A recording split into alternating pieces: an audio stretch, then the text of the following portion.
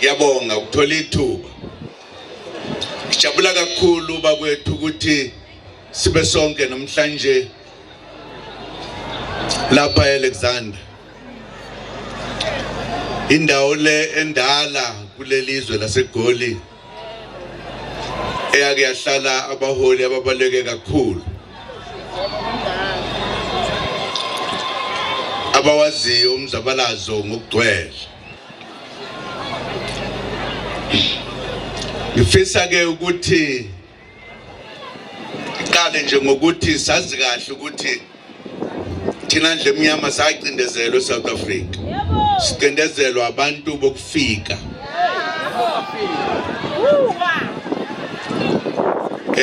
Bagcina sebehlangene ngathi basicindezela njalo nje.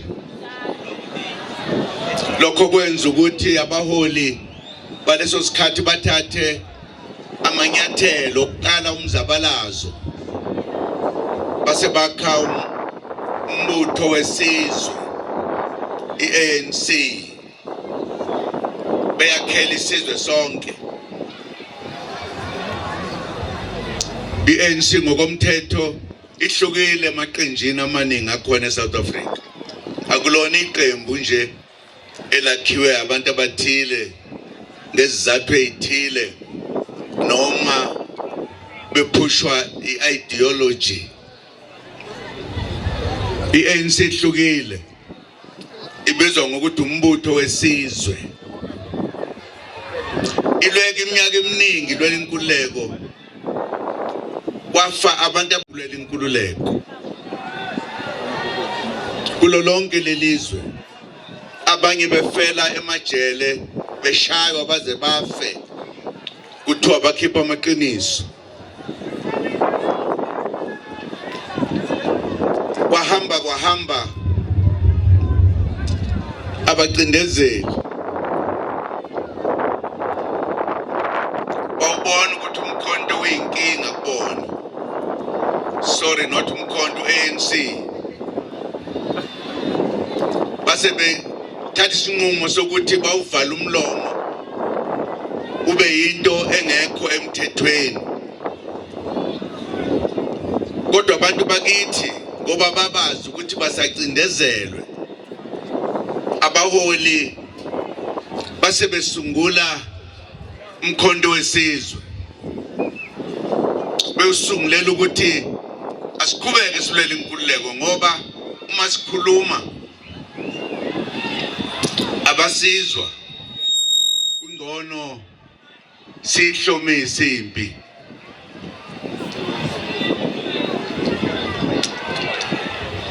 Ukusukela ngalozo sikhathi ukuthatha iminyaka eminingi sisalwa saqeda ke sathi nya.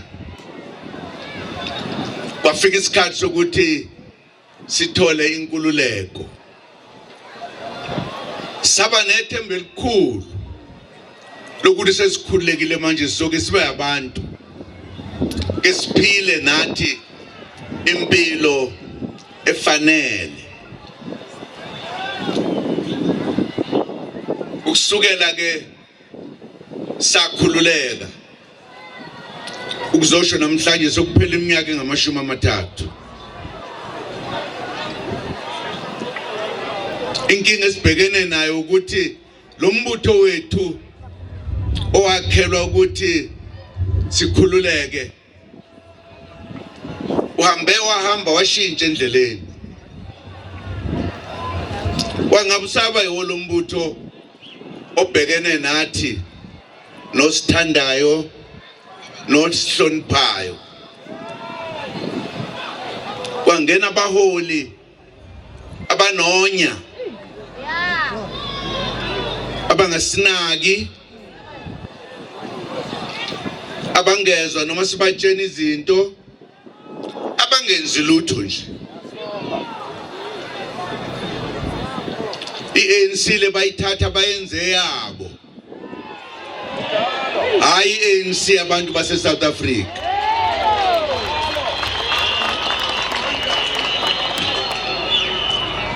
Inkinga ke isuke lapho ukuthi kungena abaholi abangenasihe nathi, ngasibona ukuthi siyahlupheka.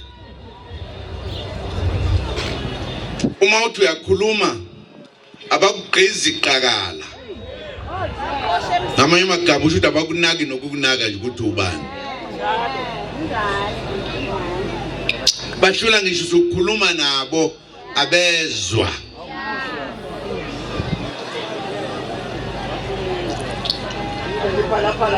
Wasibonisa ukuthi akuseyona le ANC eyakhiwa wokhokho bethu. Sekuyeyabo le.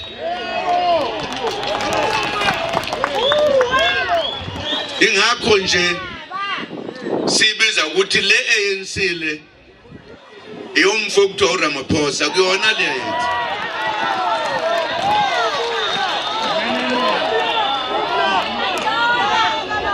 Noma ngabe bahlangene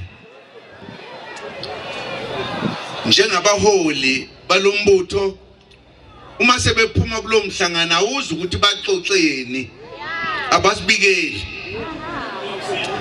nokuthi bakhulumile yini ngenhlupheko yethu thina abantu abamnyama na.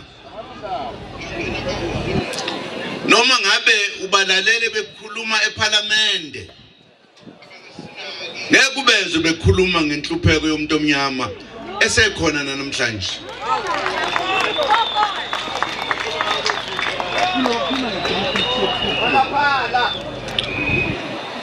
Bashintsha nawo le organization yethu. Ubekufanele ukuthi ithola abantu abazoyenza ukuthi beningi ukuze sikhule sibe namavoti amaningi siqedele impi yenkululeko ngoba asikafike ekugcineni. Uma bese Parliament wonke nje amaqembu aseParliament ubalalela ukuthi bathini ngenhlupheko yabantu abahlala emkhukhwini na. Imkhukho egcwele wonke amadolobha amakhulu, noma useGoli, noma useCape Town, noma useThekwini, noma umaphi. Abantu bakithi balala endleleni bazwa ngamasaka ezweni labo beumzinzi wokuzimilela. Umuvula iTV ulalele ukuthi baxoxa ngane eParliament. Inye nje into mina ngikhumbulayo, okuningi angikukhumbuli.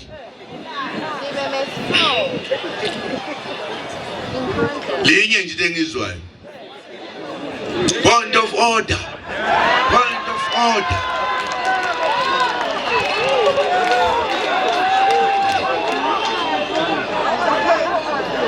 Angazi ukuthi point of order isenzelani thina sila nje sihlezi la. Kodwa uzwa lokho nje kuphela. Enye into angikhumbule ngake ngayizwa. Ngoba ngikaze ngizwe ukukhulunywa ngosizi lomuntu omnyama eParliament. Njengoba salwela inkululeko nje sasiyilwela. Ile nkinga ke sibhekane nayo. Ile nkinga yenza ukuthi abanye bethu noma iningi lethu sibone ukuthi le organization akuseyona yethu le. Ibhizi ngezinto lapho zokuxosha abantu. Awusayizwa ithi iqoqa abantu ukuthi basondele kuyona. Kimthethe emisha kwenziwe lokho nalokho ya. eParliament sinikeza izithembiso njalo nje. Ukuthi sokwenza lokho, sizokwenza lokho. Ulindele ukuthi kuzokwenziwa kungenziwa lutho.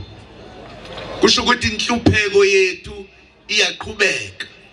Besingakwazi ukuhlala nje sibukele inhlupheko isiqeda.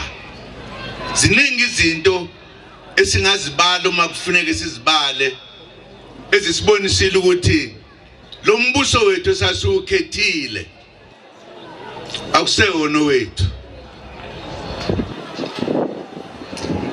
Thina ke esihamba phakathi kwabantu nesihlala emakhaya, abantu bese besitshena emehlweni ukuthi ngeke sinivotele. bebe ngasifihleli bese besitshena nesizathu bethu manisena lo president lo ngeke sinivotele nangempela bangasivoteli amavote ANC ehla ashona phansi iqiniso lelo angikhulumi ngoba kukhona abantu engibazondayo khuluma nje iqiniso ngoba bakushilo lokho abantu kumina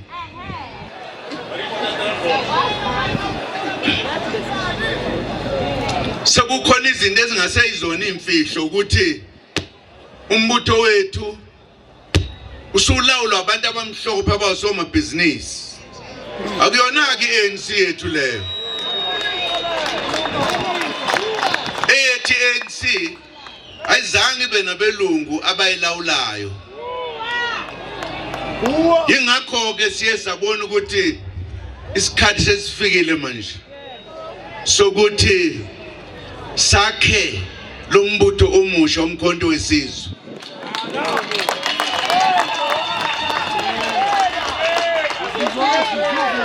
umkhonto wesizwe swenzela abantu abamnyama singabantu abamnyama ukuzikhulula emakhamandeleni into ebuhlungu nje ukuthi uma abantu bakini bengasakulaleli uma ukhuluma sebelalela belungu inkinga ke le inkinga enkulu ngoba labo kuthiwa olokhuzana kuthiwa yini konje ngibiza amagama ngisigamula umuntu mina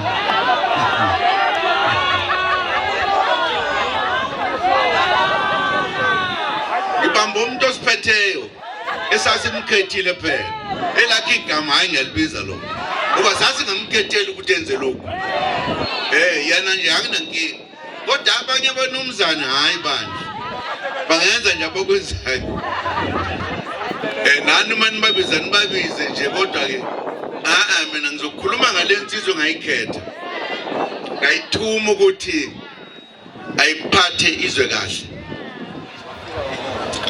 into engishoyo ukuthi sibhekene nenkinga uma ke sibhekene nenkinga nje ayifuni omunye umuntu ifuna thina akekho umuntu ongasilwela impi yethu kufanele sizilwele thina siqhubeke ngoba ngalenkathi sikhululeka sakhululeka ngokuthi kube khona isivumelwano sokuthi sizoxoxa nabacindezeli sifikelele esivumelwanweni ukuthi umbuso oqala uzobe uncike ekutheni sixoxile savumelana ukuthi ngalokhu nalokhu njalo nje makukhuleka amazwe kwenziwa lokho kwenziwa ngokuthi kube khona uxolo ekuqaleni niphathe ngokuvumelwana ngezinto makwenziwa lokho kusuke kwenziwa kanye akunegotiate kabili ebese kuthi ngemva kwalokho iqembu eliyowina ukhetho lishintshe imithetho uma kufanele lishintshe lenze izinto ezifanele lento kuthiwa ukukhulumisana ama negotiations kuye kusho ukuthi akuvunyelwane ukuthi kube khona uxolo kuvunyelwane ngalokhu nalokhu leso sivumelwano siphila iminyaka emihlanu kuphela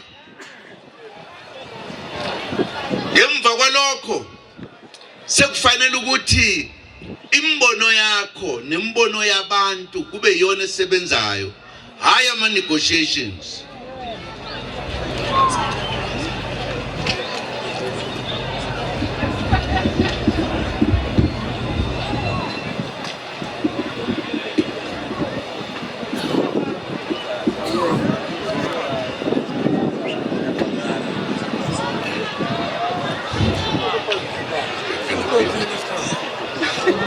uthi penal beat angazi ukuthi usho ukuthini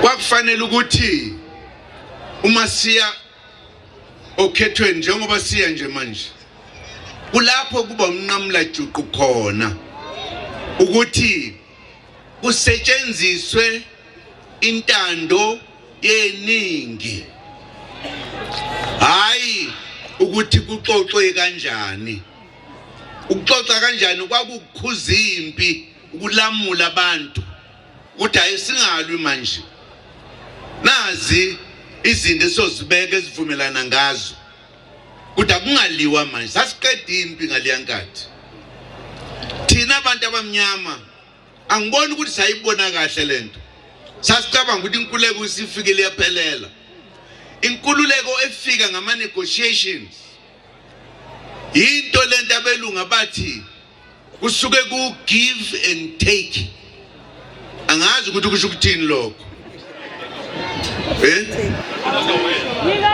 bathi ke kuthiwa kamina kawena nange ngitolikela ngale uma sesikhulekile there is no amina kawena amavoti iwona akhulumayo ukuthi thina abantu bala sifuna lokhu is not kamina kawena into bekufanele ngabe siyenzile ke ngaso sonke lesikhathi kwase kuukuthi siqhubeke sifikelele ekugcineni kwenkululeko lesifunayo inkinga ke manje lo mbutho obusihola uyihlalele nje wenza lutho noma uyahlupheka noma wenza kanjani eqinisweni wenza ukuthi uma umuntu omnyama ubone sengathi usacindezela ake nginikeze nje umzekelo wodwa njengemningi mina lo ngajoyina ngalolu inkululeko ngokulwela inkululeko amabhuna ngibamba angigweba ishumi leminyaka ngahlala ejele ishumi leminyaka ngaphinda ngaphuma ngaqhubeka ngilwela inkululeko angizingela la ngaze ngaphumela ngaphandle ngahlala amashumi amane no half ngaphandle ngilwela inkululeko ngabuya ngeza la ekhaya sakhululeka ngacabanga ukuthi sikhululekile sengehlelwe isigigaba engakaze ngizwe sehlela umunye umuntu ngathathwa emzini kababa ngahanjiswa ejele ngayoboshwa ngingazange ngivele nangaphambi kwejaji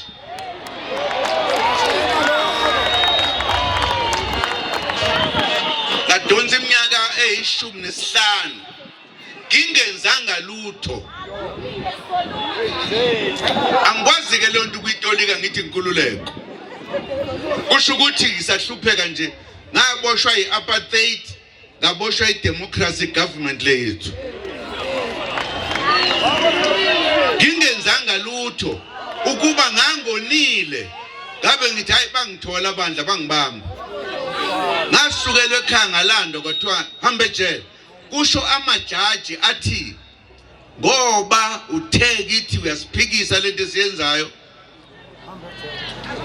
sizokufaka ejele ke sikupanishe so thatha ilungelo lakho angikaze ngizwe mina kuthiwa khona idemocracy kodwa amajaji anelungelo lokuthatha amalungelo akho akufaka ejele yenzekile kimi kule nkululeko yethu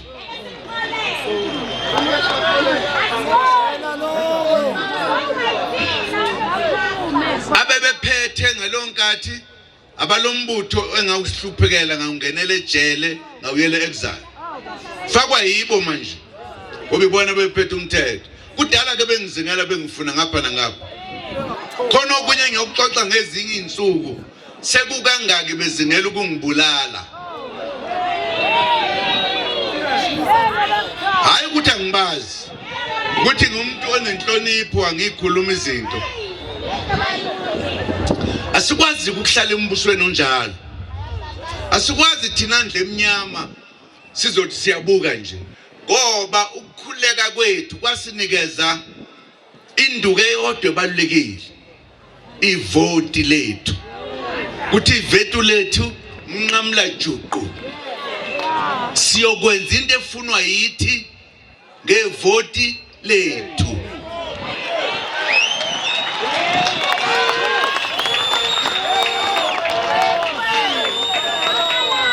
Uma kukhona imithetho ebhedayo ngevoti lethu siyoyishintsha sibe nemithetho ephilayo.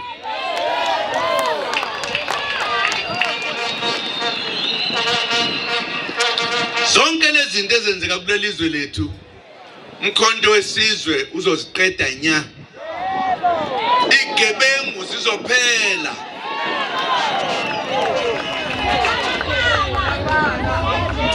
Abantu bakithi bazoba nenkampani ezinkulu ngoba manje abavunyelwe amabhanka wabamukeli kodwa ezinye inhlobo yazimukela.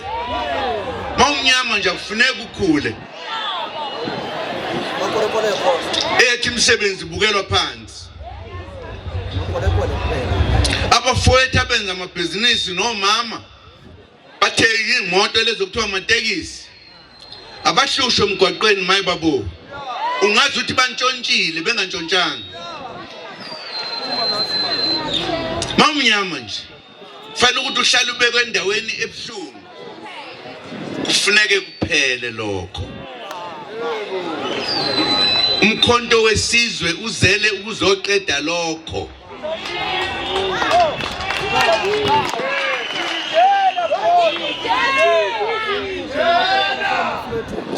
Silapha nje ngokomthetho ukuba kwakuhamba kahle.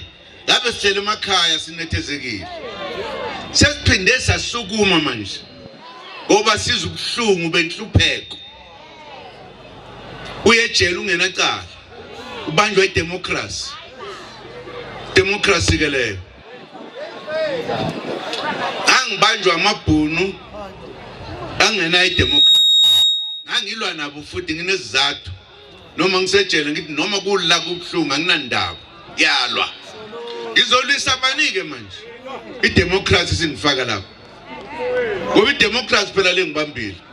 Amajaji edemocracy eSouth Africa akubamba ungenaqala akuvalele ngesihluku. Asikwazi ukuthi sikhululekile. Ngiyazi abanye abantu abadla kamnandi bacabanga ukuthi awubaganga labantu babheda. Awukwazi ukuphinda abantu bakithi bakhuluma into yayikhulunywa bacindezeli kuthini. Ngoba nabacindezeli babesho njalo. Asimeleni ke bakwethu. Singadepend kwabanye abantu. Ngisho indaba ungayibuzanga. Ukhiye wethu okuzikhulula ekugcineni ivoti lethu. Ivoti lethu nje. Ngevoti lethu sizophatha lo mbuso. Kusasa nje ngoba sekuseni inyanga ezimbalwa. Uma sesiuphethe sishintshe nemithetho kukhona imithetho esiphetheyo. Ngitshela ndampela ungayibuzanga. Imithetho esiphetheyo ibizwa ukuthiwa iRoman Dutch law. Angazi noma ngiyibiza kahle ngoba mina ngiyanga esikoleni. Izwe lama Roman inleli. Izwe lama Dutch leli. Yini singabi neAfrican law? Ngoba sasivele sinayo. Nithuleleni ningalungisa izinto. Mina ngiboshwe ngeRoman Dutch law. Angisaboshwa abantu abamnyama emthethweni yabelungu. Emajela kithi ngophela selikithi mnyama iseliphethwa abamnyama. Ngangena kwelapha mhlophe sengengena kwelapha mnyama. Ngisafuna abameli bakithi abafunde umthetho abamnyama ukuthi obani ababathandazayo abangama Roman nabangama Dutch ngalomthetho.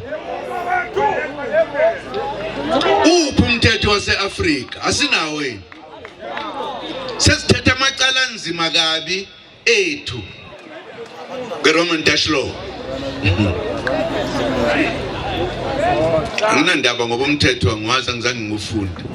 Mina ngazi nje lento ukuthi kuba bekuthiwa usikhukhuni law ngabe ngithi hayi ke sikwetshwa kithi ke. Yabo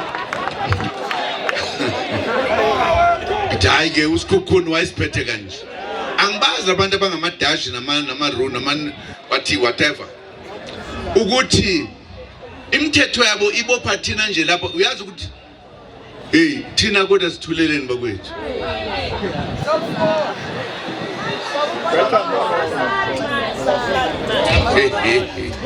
yoke ningitshene ifundiso ukuthi uRoman noDash bake baphila la eSouth Africa yini lento sikhotha kubo asinabo yinsa ukhotha imithetho ngoba babe nayo imithetho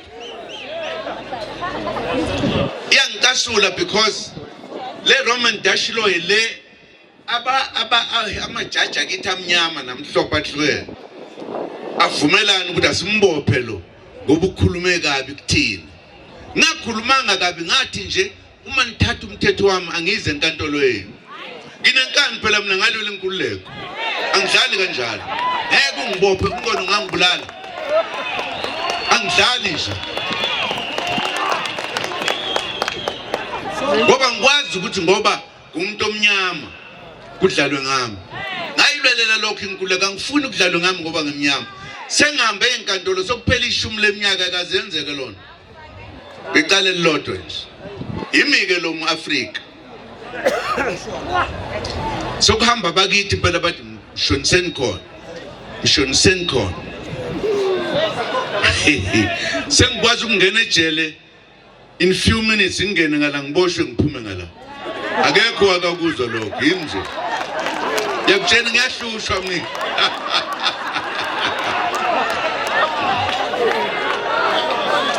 angisoze ngibe nothando lukaHulumeni onjalo ingakho nje ngithi njengoba ngithi lo mkhonto kufanele usebenze asibuyiseni inhlonipho nokuphatha kwamakhosi akithi kulelizwe lakithi ngoba ababephuma phesheya bawafika eliphethe kahle futhi izwe ngoba bebefuna ukusiphatha babasusa kancane babahlalisa kude namhlanje amakhosi akithi amakhosi nje negama awasho lutho ekuphathweni kwalelizwe so ishintsha lo mthetho kufanele ukuthi aphathe kufanele ukuthi aphathe asidlali futhi ngenkathi isulele inkululeko sasingadlali asidlali ke namanje ufuna ukuthi iphelele inkululeko yethu uyazi nani nje nina eniqhamuka mhlambe kodwa nasemadolobheni amakhansela khona uyazi ukuthi ikhansela linamandla ukudlula inkosi ngale mthetho yabelungu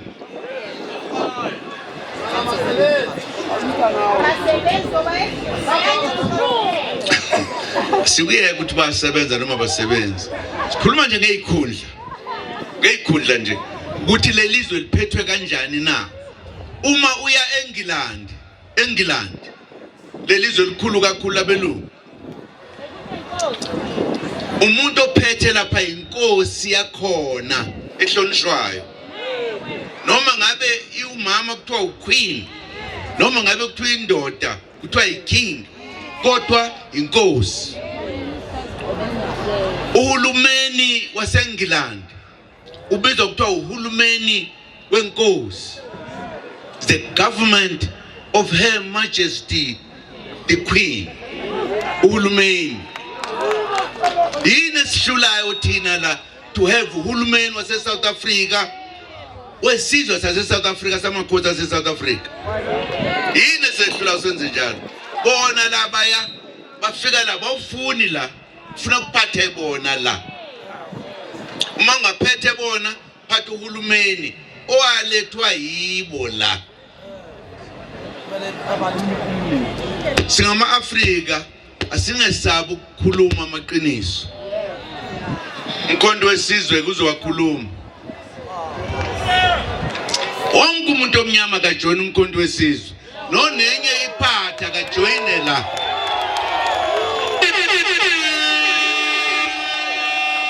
ngoba umkhonto wesizwe uyinamhlanje uyikusasa naphakade la eAfrika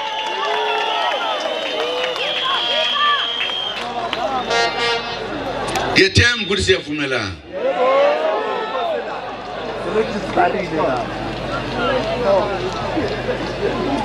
Uyabona ke masivumelana bizani wonke umuntu omnyama azovotela umkhonto wesizwe.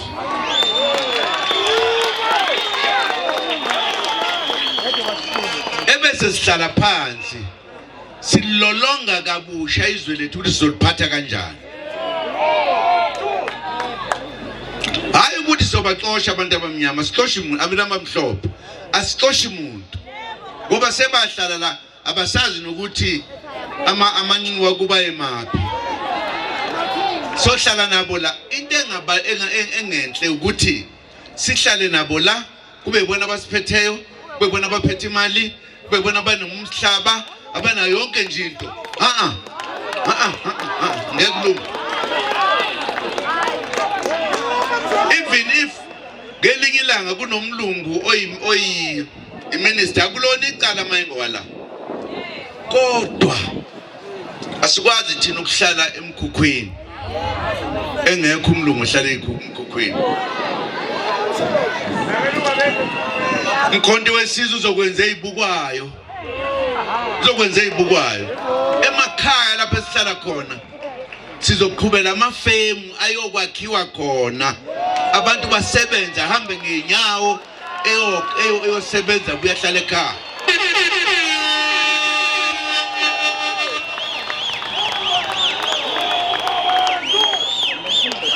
Asikwazi ukungakwenzi lokho ngoba yithi sodwa isizwe simnyama esinemizi emibili. Unomuzi le ekhaya, unomuzi la. Uhola kancane kufanele kwenzele umzi omibili. Kusho ukuthi inhlupheko ukuthina iyoba khona kuze kuyovala. Sizoletha amafemu. Sizoyimisa lento ukuthi kuthathwe igolide nesiliva lethu nezinye izinto zithunyelwe phesheya.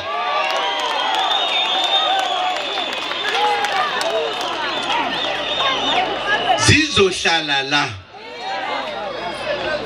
Uma nje siqeda ukuwina sizokwakha amafemu azokwazi ukusebenza lezi zinto kuthiwa ziyapolishwa la eSouth Africa. Abantu baqashwe sibafundise basebenze khona.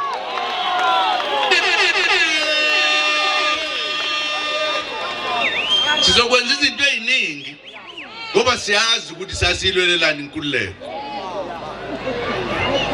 Uhulumeni uzobeka imali yokufundisa izingane zethu ezihluphekayo zifunde mahala.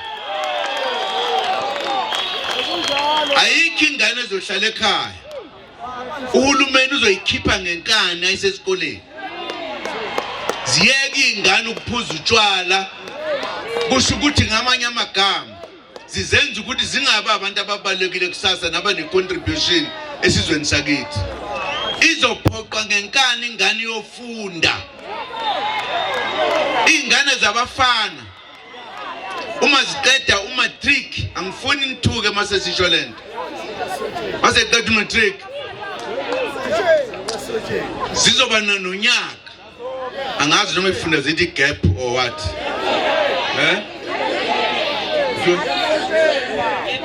But gap year. Gap year. Zonke ziya emasosheni zotraina njengamasosha.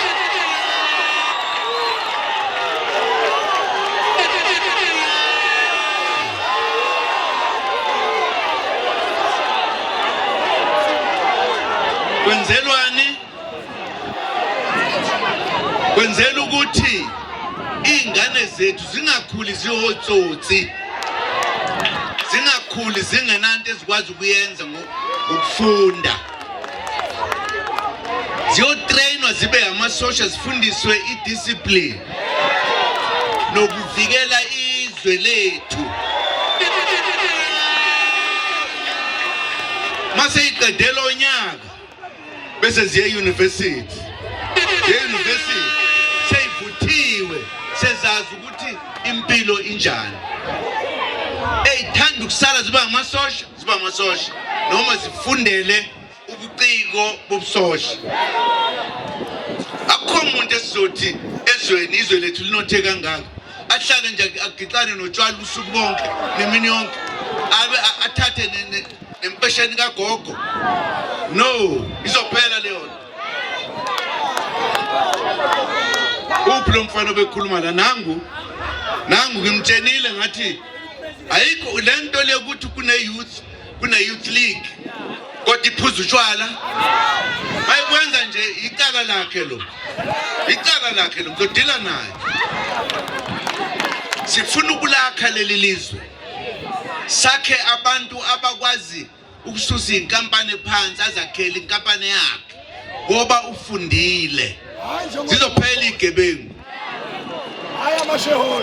Ayikho lento ukuthi kunabantu ababulala abantu kungenzeki lutho babulale nje kalula nje namhlanje babulala nje. Ngifuna ukuthi sizwe, angifuna ukunithathela isinqumo kule. Ke ngizwe ukuthi sizwe sithini. Umuntu obulala omunye umuntu kufanele ukuthi enziwe njani. So ixoxa ngoba ngifuna isizwe sisho senze lento ezofunwa isizwe. Ngoba umuntu ubulala umuntu wazi kahle ukuthi uzophila impilo emnandi nje uhulumeni ehlala endlini kahulumeni ejele konke nje kumnandi. Umuntu wenu wafa. Njengesizwe asikwazi ukuyimela leyo nto. Sifuna ukulungisa thina lelizwe. Sifuna ukulungisa. Itiyela ulithole emadolobheni kuphela nasemgwaqweni omkhulu. Lapho khona imizi yethu emakhaya. Imigwaqo inodaka iyibhuqu. Awukho umgwaqo noma mncane kangakanani ongeze ufakwe itiyela eSouth Africa. Lapho nje khona abantu itiyela likhona.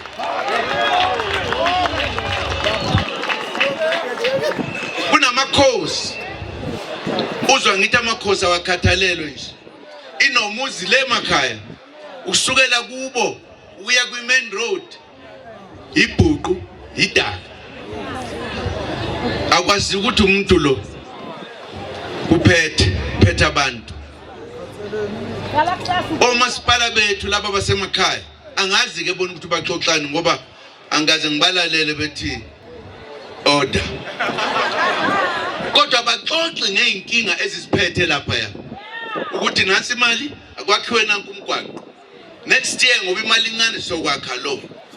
Kuba siyabona ukuthi kunomehluko. Uma usemakhaya ufana nokuthi nje kulahliwe. Hayi kithina ledizwe lethu leli. Kuzubona ukuthi sinenkinga. Kule nkomfa eyakhetha uSiril Ramaphosa. Sathatha inqumo zokuthi kufanele kunationalizwe ibhange leli elikhulu eliphethiswe.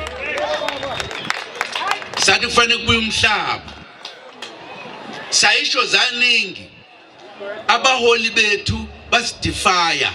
Abazange ba-implement neyodwa. Uyayibona inkinga?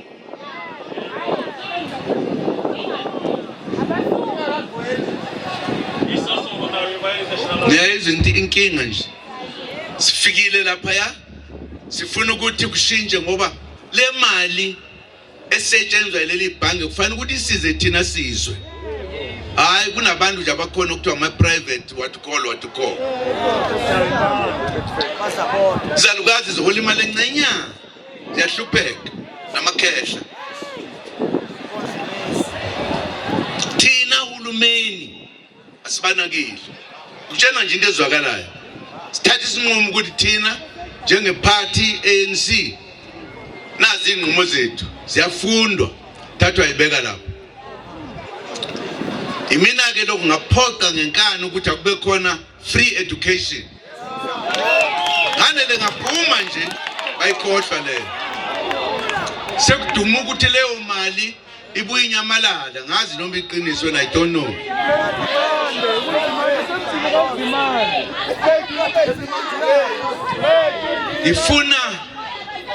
abantu amalungu omkhonto wesizwe angathuli nje uma ibona abaholi bayo bebheda. Ingathuli. Abaholi kunento eyenzekayo. Abantu banele bakhethwe ubuholini bacabanga ukuthi sebephethe bamakhosi. Bebe bekhethwe yithi. Uma sebelapha sibesabe engathi amakhosi.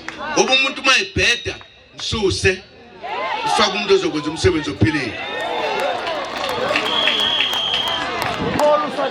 Ngabe sikude kabi ngalelizwe manje. Ngabe sikude le. Ilaba abantu esibakhethayo ebese bezibona ukuthi bakhulu ngaphezulu kwethu ke manje. Athi umuntu wayekade efana nami lo mayiphenduka ethi uma sekhethiwa waphenduka ethi uthini what are you saying? No, singabavumeli bakwethu. Singabavumeli. Even imboni le so uyabona imboni yamatekisi lo hulumeni wethu uzongena nizoyibona umehluko. Kunabafana bami abakhi imoto manje ezakanokusho ezakhiwa la okuyizona ezizothutha abantu. Sizoyithuthukisa lemboni. Ngizofuna ukusho ngoba ngike ngabatshena abafowethu. Umsebenzi wokuthutha mkhulu kabi. Ufuna thina siucabangele ube ngowethu. Kube yithina sithutha abantu le South Africa. Noma ngetekisi, noma ngesitimela, noma ngebhanoyi, noma ngesikebhe esikhamanzi esikhulu. Senze i-economy yethu. Baningi abantu bethu okuthiwa bafunda i-economy. Angaze ngizwe ukuthi yini sebenzile enhle kangaka befunde nge-economy. Kusho ndampa. Uma ngibala laba abasikhuluma isingizwe babo. Basikhipa ngamakhala. Kodwa imphumela Tololo. Ngiyabazi phela mina ngeke ngahlala nabo. Ingakho sengithi ngizobakhetha manje abantu. Kulolo wethu lokhu uyazwana la. Ufuna nizwe kahle ngoba umkhonto wesizwe lesikhuluma ngawo. Akazi uba khona umazenzele la. Akazi uba khona umazenzele. Izinto zizokwenziwa ngemfuno nangentando yabantu. Lokho sizokuletha kulaba esibakhethayo ukuthi basibambele imisebenzi. Akekho nosuka la kithina. I-National Executive Committee yomkhonto wesizwe ayikabi bikho. Imini ngiblockile. Ngathi asizuba namuntu okhethiwe enkomfeni size sifike okhethweni. Into okuyiyona esemqoka manje ukuthi siqokelele amavoti sithole 2/3 majority. That's our main thing. Sifuna umuntu ozobanga isikhundla.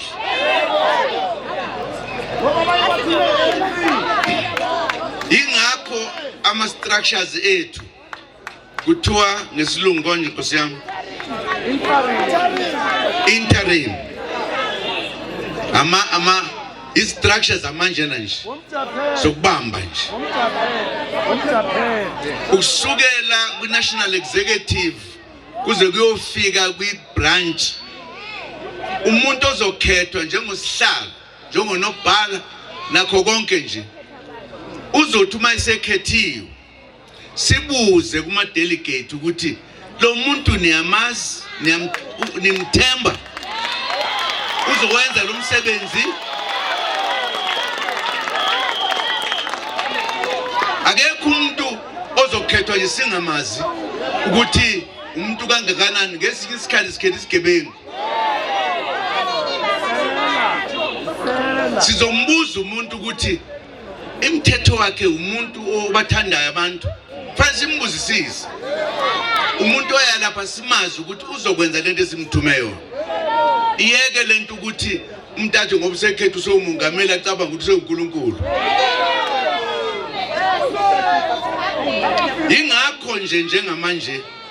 Ingakho njengamanje singakafiki lapho kukhethwa khona. Sasebenza nje sibathumayo manje ukuthi bambala lungisala enzala. Uma sesifika ngala sizokwakha imithetho eqinile. Umuntu makuthiwa uzoba umongameli kufanele ukuthi sonke sivumelane ukuthi siyamazi lo. Uyahlonipha. Uyazi ukuthi wenzani. So ukuze uma isona singasho ukuthi bamzonda. Kube yithi esithi hayi uhlulekile. Ngifuna ukunikeza iwarning manje. Ngoba abantu abasuka ku-ANC abajoyina umkhonto wesizwe beza nomkhuhlane wenkohlakalo.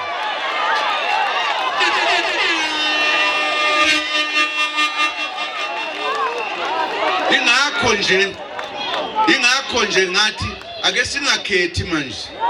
Ngoba abanye hayi ukuthi bezela ukuthi umkhonto uzosisiza. Sebefuna ukuba babe phambili kwilist abesekhethwayo. No. Kaphelani khona manje labo bantu sebesiqalile. Ngamanga sebesiqalile manje. Laba bangale kwa ANC ngoba bajwayele ukunika abantu imali sebebenikeza imali ukuthi lapho ngaphakathi bambala ngokwenza usilale ukuthi bathini. Kuyenzeka already. Ngiyabazi bacabanga ukuthi angibazi. Ngazi kahle. Angimfuni umuntu ocorrupt la. So mqoshe kuseni ukuza ukuthi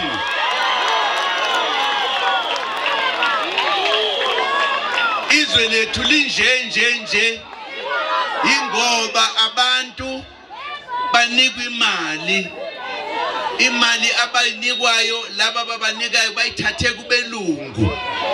Abalungu abafuna basisala isicindezelo. Ngifuna niyazi lento. Oyithandela ikhundla abakwethu ayenyangeni ayolashwa kuphela uthando lwezikhundla. Uze simthathe nje ngokumethemba.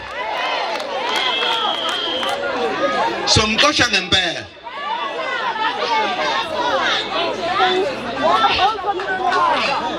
Noma ngabe kuthi ukhishwe 100% vote. Uma eganga siyamkhipha ne100% yakhe.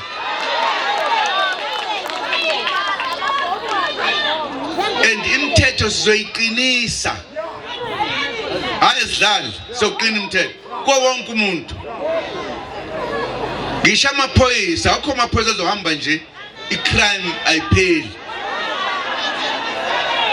Ayipheli icrime kodwa amaphoyisa agcwele ehlayenyuka. Abantu bayabulawa. Yonke into izoqina ezweni lethu. Ngifuna uma singena la sazi ukuthi thina singenela ukuzocleana ukuzowasha le country ingabi lento eyona ibe lento esifunayo. Asincengi umuntu ngalokho. Asifuni futhi abantu abagwazayo kubantu ukuthi bathelela ungenzele lokho. No please. Uma sikubamba sikufake ejele ngempela ngoba ucorrupta izwe.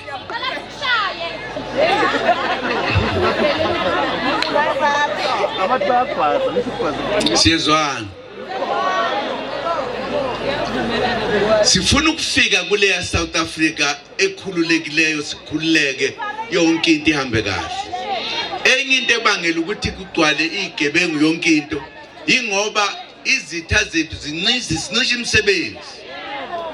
Umuntu mayelambile ukhona umuntu ongalamba nje azazafe ethule nje. Uzosuka umuntu olambileyo ntshontsha uzama ukudla. Ingakho kunobusela nje. Lendlela okuholelwa ngayo abantu. Kunabantu abaningi abathi wenqamala sokulokhu hamba kuhulumeni akazi ikhuphuka imali. Basho njalo. manje uma wenze njalo uthi abantu abenze njani uyabazela ngoba phela abantu bazontshontsha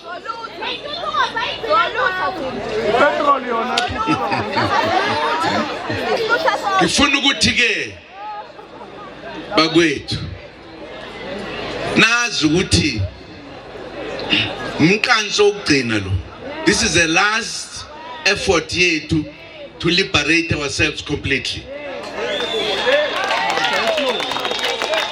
akufanele lesikhathi sisiyeke sidlule asisibambe ngezandla zombili sishintshe izwe lethu libe lento esiyithandayo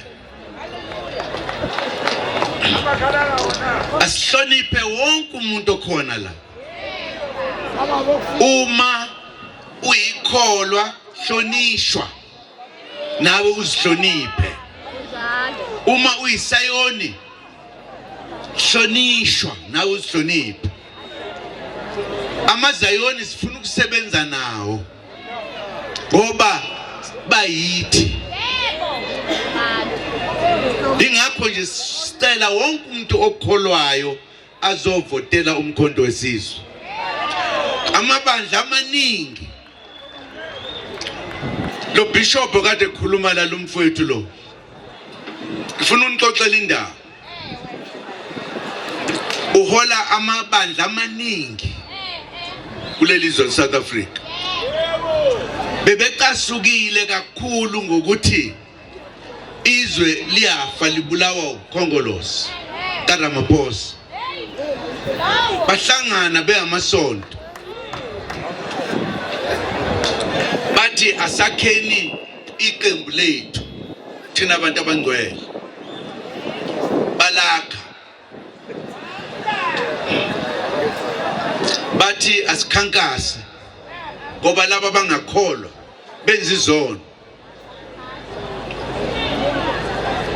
bakha zonke izinto ezidingwa iIC kuthema ukuqhamuka umkhonto sesihlangana nabo ngoba siyaxoxa nabantu abaphethe abantu sithi silama nje bathi uyabona ke thina amakhola senzelanga ukuba ngumbuso siyazizwana kahle kakhulu nani asiseze ukhankasa sesizohamba nani ke manje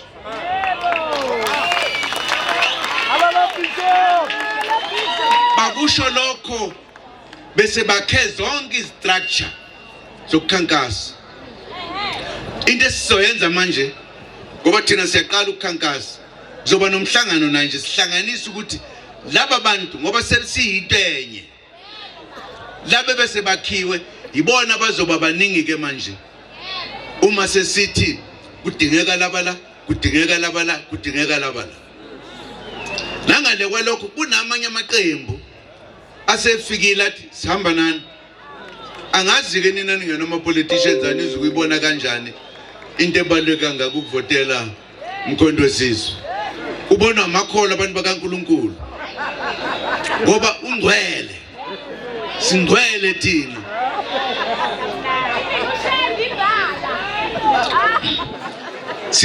sixoxa nanosoma business ikakhulukazi bamatekisi indle emnyama nje ayihlangana asikho isizathu sokuthi singahlangani sizifikise thina kule ndawo efuna thina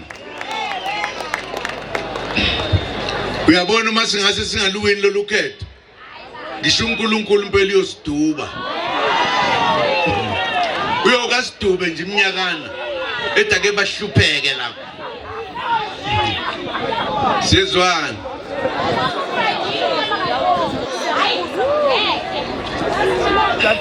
niyabona ke yajabula uma eyikhathini eziningi sahluleka ukuhlanganisa endle emnyama hayi ngoba sibandlulula abantu ngokuzivikela nokuvikela amalungelo ethu lento esiyenza manje senza into ethandwa ongqika osikhukhuni bayajabula lapha abakhona ukuthi abakithi abantu baze bahlangana ezweni lethu ikusasa lethu lisezandleni zethu. Asingaliyeki lihambe. Ithuba leli elingandile. Ngifuna ukunibonga kakhulu ukuthi sihlangane namhlanje. Ngifuna ukubonga wonke umuntu okhona esibe naye namhlanje.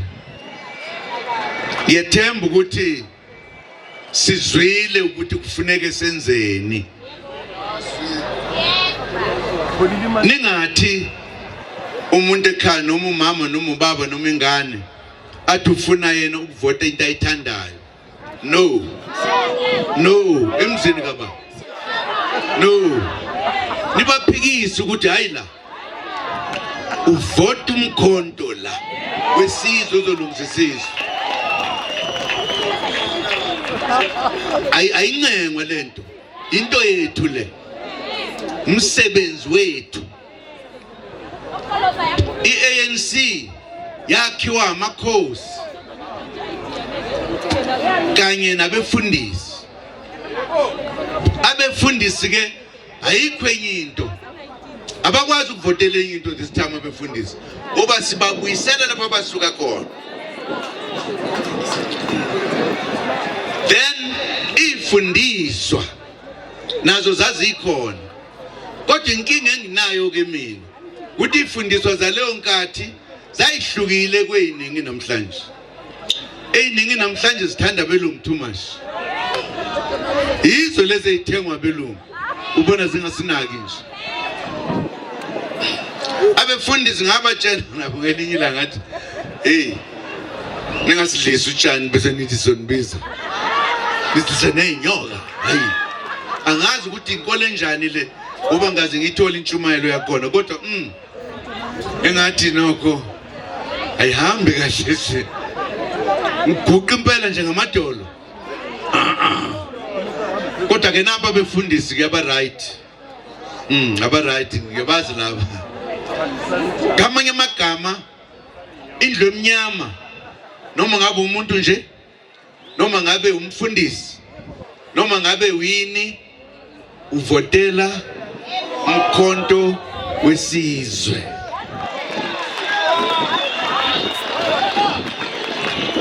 Angithi siyavumelana sonke. Niregistered naqeda. So thola u2/3 majority. Ebese sishintsha imithetho. Awuzwa ke?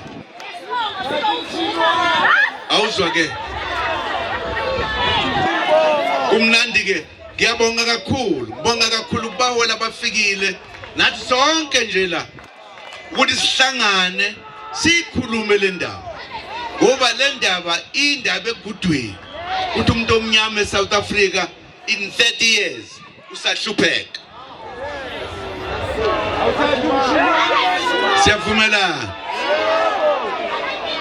Umshene wami